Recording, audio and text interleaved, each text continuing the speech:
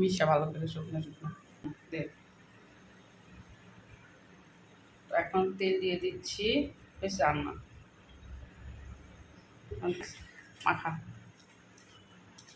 তো এখন ভালো করে মাখাচ্ছি, যতক্ষণ না ভালো করে তেলের সাথে ময়দাটা একদম মিশে যাবে ততক্ষণ এটা মাখানোই লাগবে। তারপর মুঠ ফেলে যখন মুঠ হবে তখন একটু পানি দিয়ে এটা ময়ান দিতে হবে।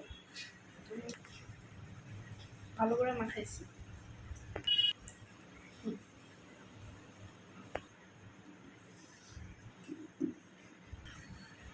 এই যে আমাদের আটা মাখা রেডি।